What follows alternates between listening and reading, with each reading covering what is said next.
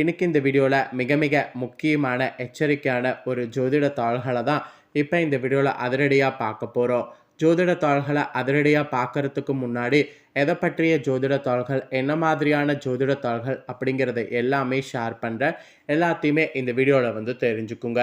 தற்போது 2025 மூன்றாவது மாதமான மார்ச் மாதமானது நடந்துட்டுருக்கு. மார்ச் மாதத்தில் ஒன்றாவது ஒரு முக்கியமான நாள்னா மார்ச்சுடைய 14ஆம் தேதியை சொல்லலாம். ஆக்சுவலி இந்த நாள் ரொம்பவே எச்சரிக்கையான ஒரு ஆபத்தான நாள் என்று சொல்லலாம். அப்படின்னு எச்சரிக்கையான ஆபத்தான நாள் அப்படின்னு கேட்குறீங்களா? இந்த நாளில் இந்த ஆண்டுடைய முதல் கிரகணமானது நடைபெற போகுது. இந்த கிரகணம் நடைபெறுவதுடைய தேதி, நேரம், தெரிவு நிலை மற்றும் நீங்கள் தெரிந்து கொள்ள வேண்டிய எல்லாவற்றையும் இந்த வீடியோவில் ஃபஸ்ட்டு ஷேர் பண்ணுறேன். ஸோ எல்லாமே இந்த வீடியோவில் தெரிஞ்சுக்குங்க.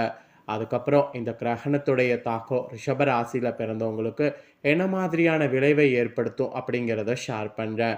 ரிஷப ராசிக்காரங்க உங்கள் ராசிக்கு என்ன மாதிரியான விளைவு ஏற்படும் அப்படிங்கிறத தெளிவாக இந்த வீடியோவில் தெரிஞ்சுக்குங்க. வாங்க கிரகணத்துடைய முழு தாள்களையும் இப்போ இந்த வீடியோவில் அதிரடியாக டீட்டெயிலாக பார்க்கலாம். ஃபஸ்ட்டு சந்திர கிரகணமானது மார்ச் மாதம் 14ஆம் தேதி அன்னைக்கு நிகழப்போகுது. இது 6 மணி நேரத்திற்கு மேலாக நீடிக்க போகுது. இது வெவ்வேறு கட்டங்களை கடந்து செல்கிற மாதிரி இருக்க போகுது. ஆக்சுவலி இந்த கிரகணமானது துரதிருஷ்டவசமாக இந்தியாவில் காணப்படாது.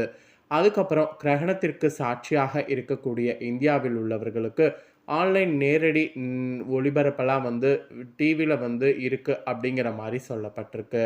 ஸோ கண்டிப்பாக பார்க்கணுன்னு நினைக்கிறவங்க கிரகணம் நடக்கிறத பார்த்துருங்க. ஆக்சுவலி நீங்கள் பட்டினியை விரும்பக்கூடிய ஒருவர் என்றால் அடுத்த பெரியவான நிகழ்விற்காக நீங்கள் கண்டிப்பாக பட்டினி இருக்கிற மாதிரி இருக்க போகுது.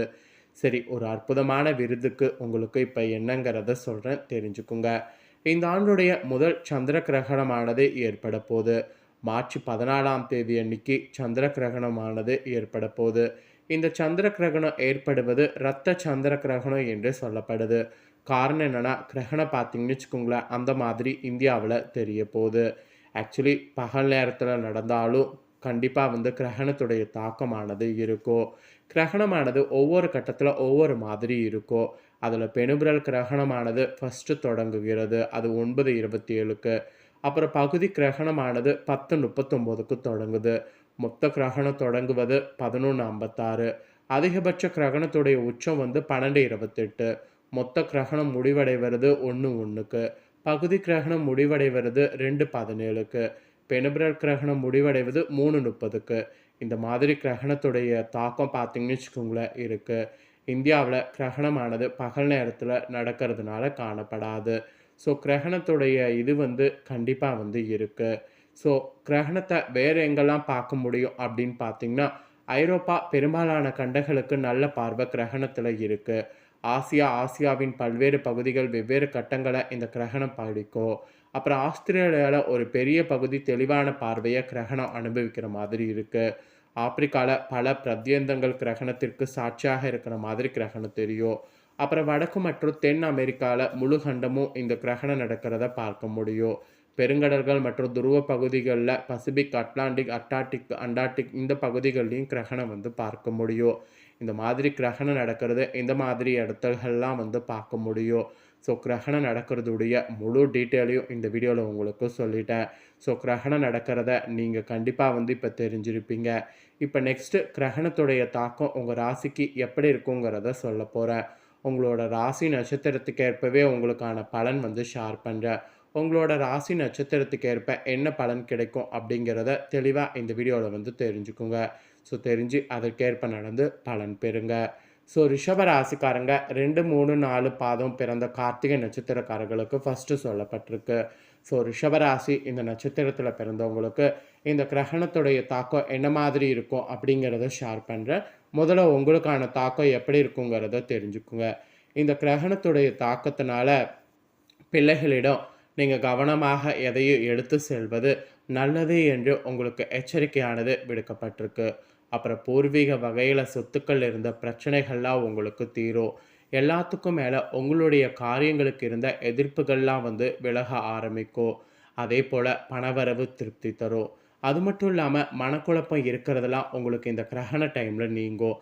அதனால் மனக்குழப்பம் நீங்கும்போது புதிய விஷயங்கள் வந்து இன்ட்ரெஸ்டாக செய்யணும் என்று சொல்லப்பட்டிருக்கு. அப்புறம் நீங்கள் அரசியலில் இருப்பவர்களாக இருந்தீங்கன்னா பொன்னானதாக இந்த கிரகண காலகட்டம் இருக்க போது நற்செயல்கள்லாம் செய்து அனைவருடைய பாராட்டுக்களை பெறுவது ஈஸியாக உங்களுக்கு அமையும். அரசு வேலைகள் செய்யக்கும்போது அதில் கவனமாக இருக்கணும். இல்லைனா அரசு வேலையில் நிறைய பிரச்சனை வர வாய்ப்பு இருக்குது.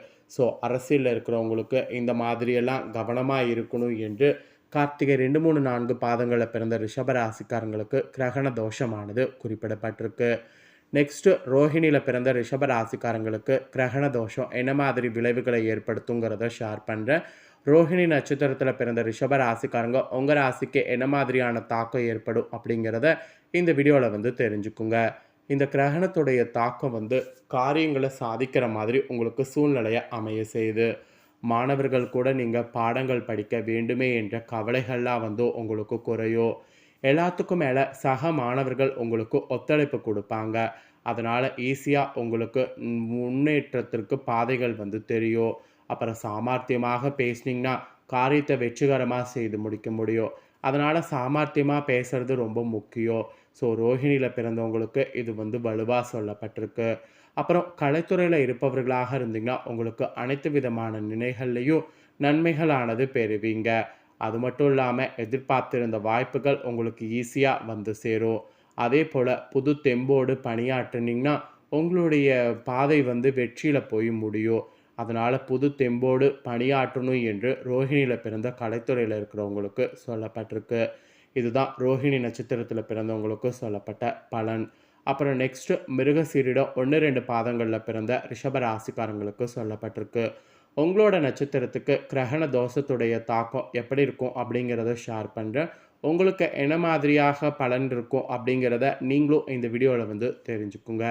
ஆக்சுவலி இந்த ஒரு கிரகணத்துடைய தாக்கமானது உங்களுக்கு ஆரோக்கிய வகையில் சிறப்பாகவே இருக்கிற மாதிரி சூழ்நிலை அமைஞ்சிருக்கு.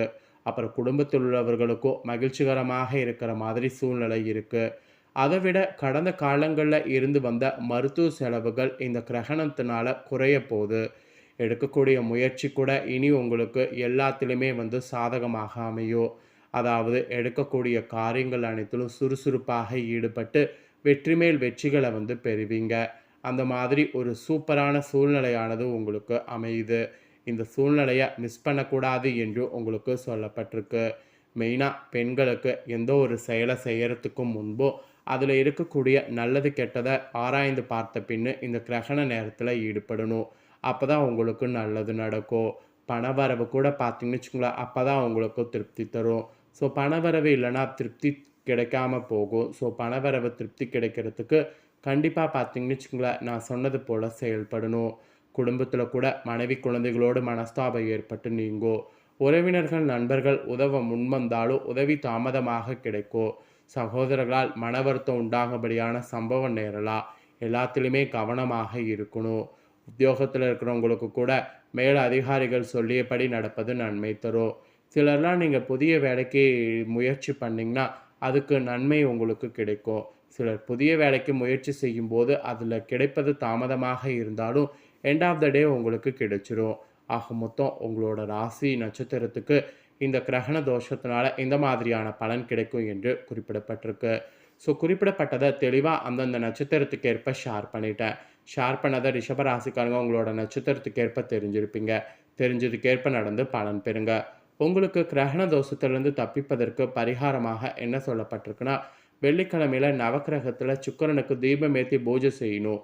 அதுவும் கரெக்டாக இந்த டைம் கிரகணம் நடக்கிறது வெள்ளிக்கிழமைங்கிறதுனால இதில் நீங்கள் இந்த பரிகாரம் செய்தீங்கன்னா பணவரவு கூடும், குடும்பத்தில் மகிழ்ச்சி உண்டாகும். அதனால் மறக்காமல் இதை வந்து ரிஷப ராசிக்காரங்க செய்து பயன்பெறுங்க.